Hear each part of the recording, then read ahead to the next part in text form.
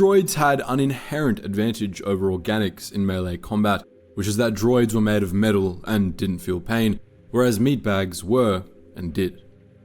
Thus, it wasn't uncommon to see droids lash out at clones with their bare hands, particularly B2 super battle droids who could probably easily kill you via blunt force trauma if they whacked your head hard enough. Other droids had built-in melee weapons. The grapple variants of the B1, B2 and Droideka were all designed with claws for melee combat, while the BL series Battle Legionnaire had small, razor-sharp retractable blades built into its fingertips.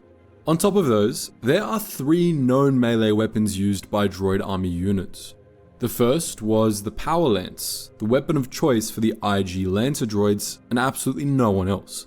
These weapons were tipped with heating elements that allowed the weapon to rapidly melt through vehicle armor, allowing Lancers to do serious damage to Republic vehicles. These weapons were also used against the Republic's Lancer Battalion during the Battle of Munilinst. BX series commando droids, particularly commando droid captains, routinely made use of Vibroswords, which they used in conjunction with their E5 blaster rifles. Vibroswords were a fairly common weapon, though the variant employed by the commando droid seems to have been unique to them. They operated on the same principles as vibroblades, which is to say that they had power cells in the hilt that subtly vibrated their blades to dramatically increase their cutting power. Vibroswords were essentially just larger, heavier vibroblades, and the ones commando droids used were streamlined but heavy. During the old Sith Wars, most Vibroswords meant for battlefield use were equipped with a cortosis weave that allowed them to stand up to lightsabers in combat. It's unknown whether the commando droids' Vibroswords had this same cortosis weave, though it certainly would have been useful as the BX went up against Jedi somewhat regularly. Lastly, we have the Electrostaff, the preferred weapon of the IG-100 Magna Guard. Each Separatist issue Electrostaff was powered by 2 power cells, and the staff itself was lined with focusing rods, which fed power to an internal electromagnetic field generator. This, in turn, energized a power cycling coil which released via energy generators at either end of the weapon. The tips of the Electrostaff were its lethal parts, but the staff itself could be used as a blunt force weapon. The Electrostaffs used by the Magna Guards were made out of lightsaber-resistant Frick alloy, while the electromagnetic fields generated at the ends of the weapon were also capable of stopping a lightsaber blade, which allowed the Magna Guards to face Jedi in hand-to-hand combat. Electrostaffs had a number of settings, all of them quite powerful. The weakest was a simple shock setting meant for crowd control. There was also a stun setting, which could rapidly shock a target into unconsciousness, while the most powerful settings were so destructive that they could straight up dismember targets. Magna Guards typically used one of the most lethal settings, on which even glancing hits could seriously wound, and direct strikes to certain vital spots were instantly fatal. Bodysuits, armor, and energy shields were ineffective against these fearsome weapons. Apart from murder, Electrostaffs could also be used to overload energy shields and electrical equipment, or torture prisoners. Now, as in our Republic Arsenal video, we're going to be moving on from personal equipment to unit level gear and the Droid Army's assortment of military vehicles. There is, again, much less to talk about here than there was for the GAR, especially since the Droid Army obviously didn't have a medical division, and damaged droids and equipment were just recycled to make new ones. Small armies of Cybot Galactica PK-4 worker droids were usually assigned to repair duties, usually at or on board the Droid Army's landing craft. There's a bit more to talk about, however, when it comes to stationary guns and artillery. Like the GAR, the CIS Army made fairly extensive use of stationary blaster cannons.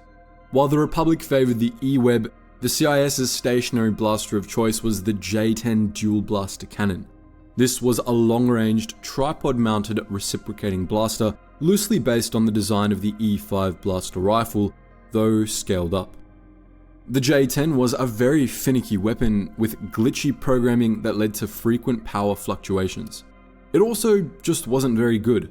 While it was a powerful weapon with a high rate of fire, the E5's design ultimately just didn't scale up well. The E5's minor overheating issues became a major problem for the J-10, which also suffered from poor accuracy that worsened over time. Nonetheless, the J-10 was a decently effective anti-personnel turret, able to defend separatist positions with some reliability.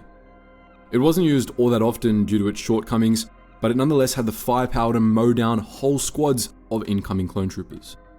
The Confederacy also had a less problematic but also less commonly used piece of anti-personnel artillery, the LR-1K sonic cannon, a product of the Gordal weaponsmiths of Geonosis.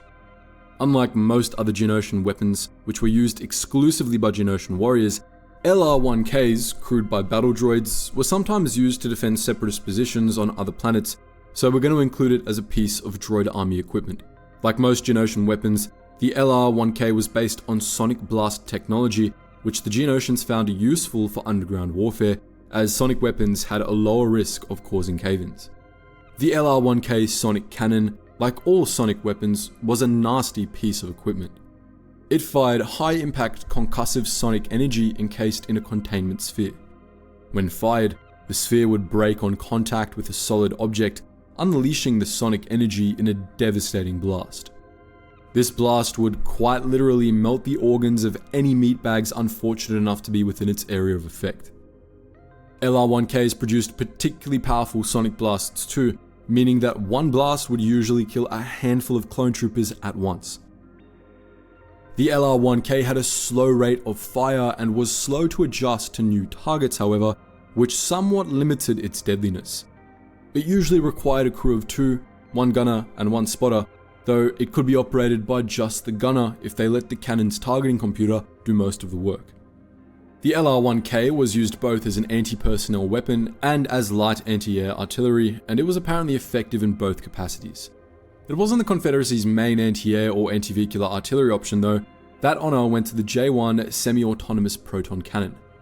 Seemingly based on the design of the flak guns used aboard separatist capital ships, the J1 was an incredibly powerful anti-vehicular artillery piece, capable of crippling an Acclamator-class assault ship in a single shot.